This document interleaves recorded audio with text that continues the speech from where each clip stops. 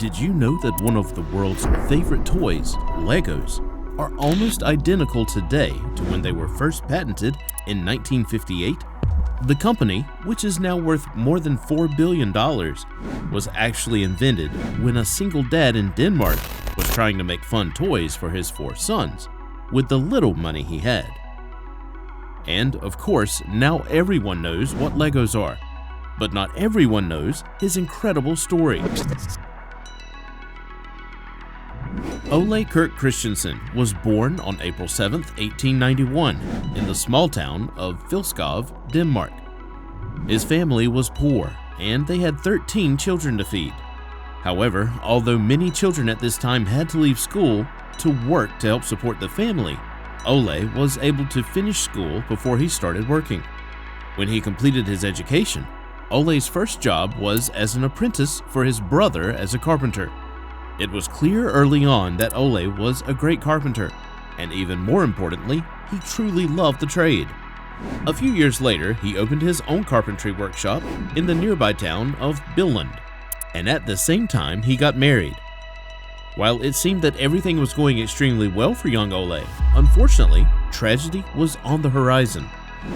First, his workshop and their family home burnt down. And although everyone in the family survived, it was certainly a time of financial struggle. Christensen rebuilt the workshop, and shortly after, his 4th son was born.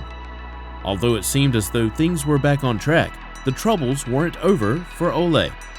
Sadly, in 1929, 2 major events occurred that would change Ole's life forever.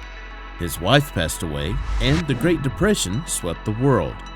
Now, Ole was the single father of 4 sons, and his business was doing barely enough sales to keep food on the table.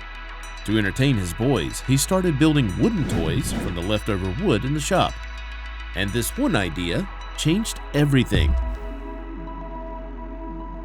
While Ole watched his sons playing with the wooden blocks he made, he thought of all the other children in the neighborhood and surrounding areas that had to go without toys because of the Great Depression. He realized that cheap toys were bound to sell because that's exactly what families needed, just like his did. So he and his son, Gottfried, went to work in the workshop, creating kids' toys out of the woodcuts they couldn't use for anything else. These toys included cars, animals, and trinkets of all varieties, and because of Ole's dedication to the craft, they were always made impeccably well. And in 1932, he officially named his business Lego after the Danish phrase "leg godt," which means play well. The business was and wasn't successful. Although he did sell the toys he made around town, there simply wasn't enough money to be spent on toys to make the plan financially viable. But luckily, his reputation for producing high-quality toys spread by word of mouth, and one day, a wholesaler from a local city came to his workshop to see what all the fuss was about. The wholesaler was excited about what he saw in the workshop and purchased a large order from the Christensens that he hoped to sell in various stores in the city before the holidays. Ole got to work and even hired several extra hands to ensure the large order was ready in time. But once again, things didn't go as planned for Ole and his boys. He received a letter from the wholesaler stating that he had to cancel the order as he had run out of money and declared bankruptcy.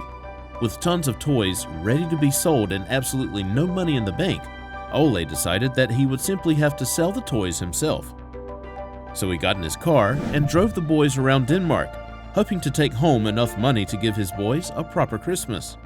This new tactic proved at least moderately successful, and while the Christensens certainly hadn't made it rich, they were able to continue making and selling toys under the Lego name. In fact, they were gaining a decent amount of notoriety within the community and had expanded their toys to 40 different models when tragedy struck again. In 1940, Germany invaded Denmark, and one of their bombs set Ole's shop ablaze once again. The 40-odd models that he had designed and drawn up were destroyed, and it seemed as though Lego was over as quickly as it had started. But true to his character and dedication for providing a life for his sons, Ole didn't give up. In fact, he got right back to work building a new workshop. However, it wasn't actually completed until 1947. During the rebuilding of his workshop, Ole decided that he would take the time to think of new and innovative ideas for toys. And it was then that he came up with the idea for the plastic brick. Ole visited a plastic manufacturing shop and thought that he might be able to use plastic to create children's toys instead of wood. At the time, plastic toys were extremely uncommon. However, there was one company that was making plastic building bricks, although they weren't very popular. Ole thought that he could make a better plastic brick that would be beloved by all children.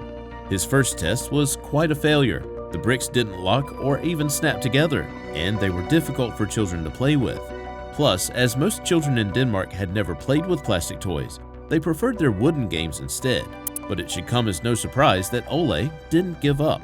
He was still making wooden toys to pay the bills and keep food on the table, but he was obsessed with the idea that the future of toys would be plastic. By 1949, Ole had created what he considered to be successful plastic bricks and was excited about the prospect of selling them around Denmark.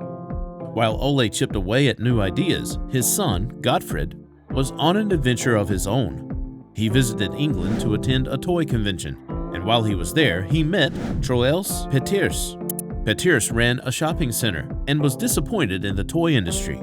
He told Gottfried that his shop wanted to sell toys that kids could actually use to create something, not just pre-made items. This, of course, got Gottfried thinking about what his father was making at home and how plastic bricks may be exactly what shops and families were looking for.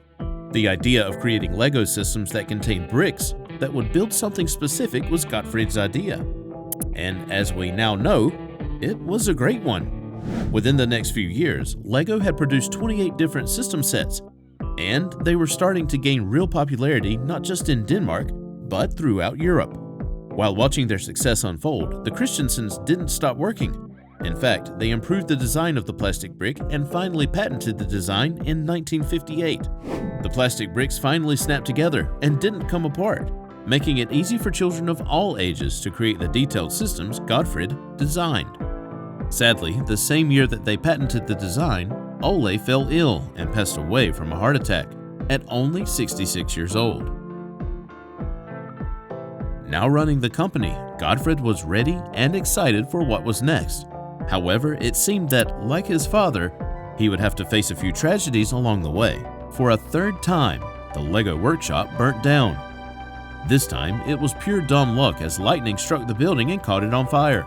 But this tragedy actually catapulted Lego into the business it would eventually become, as the workshop that burnt down was almost exclusively used for making the wooden toys. And consequently, Gottfried decided it was a sign to stop making wooden toys and put all his efforts into plastic. Although Gottfried was technically running the company, his three brothers also had a say as board members and shareholders, and the four of them struggled to agree on anything. And after years of arguing, Gottfried decided that he would buy his brothers out of the business so that he would go ahead with his own ideas without having to check in with them. Once he was running the show on his own, Gottfried did something kind of crazy. He built an airport near the factory. The idea was that he would be able to ship Legos globally from directly next to where they were being built. Luckily, the idea was a wild success. In fact, just 1 year after building it, he started using his airport to transport Legos to the USA. By the mid-1960s, Legos had swept the globe. They produced 760 million Lego elements by 1966, and in 1968, they opened the first Legoland theme park in Billund. But the success didn't stop there. In the early 1990s, Lego was selling almost 80% of the toys on the market, and by the end of the decade, they were making billions of dollars in sales. One of the reasons why Lego continued to climb the ladder of success was twofold. They kept the originally beloved bricks from the 1950s the same, and they continued to push the boundaries to create more and more toys that kids would love. They created the minifigures, larger bricks for small children, and licensed their toys to brands such as Star Wars and Winnie the Pooh. As well, Gottfried found a cheaper and better material to make the toys from, called cellulose acetate. Lego was named the Toy of the Century in 2000, and you can clearly see why. Today, LEGO is the biggest toy company in the world. They've made films, theme parks, computer games, and so much more. In fact, the LEGO company has been working on making plastic-free, sustainable, and recycled bricks in order to do their part for the planet. And they've started several charities to help children in need all over the world. The company is now worth a whopping $9.1 billion. And although Gottfried passed away in 1995, LEGO is still run by the Christensen family. His son, Kjeld Kirk Christensen, was the CEO for several years before passing the reins to his son, Thomas, who currently holds the title. The Christensen family's ability to persevere, even when tragedy after tragedy struck, showed not only their incredible character, but also their work ethic and dedication to the company. And thank goodness they did, because now most people couldn't imagine a childhood without LEGO. Hungry for another fascinating business story? Click on the following video to hear the crazy story about the jobless boy who created the most popular snack in the world.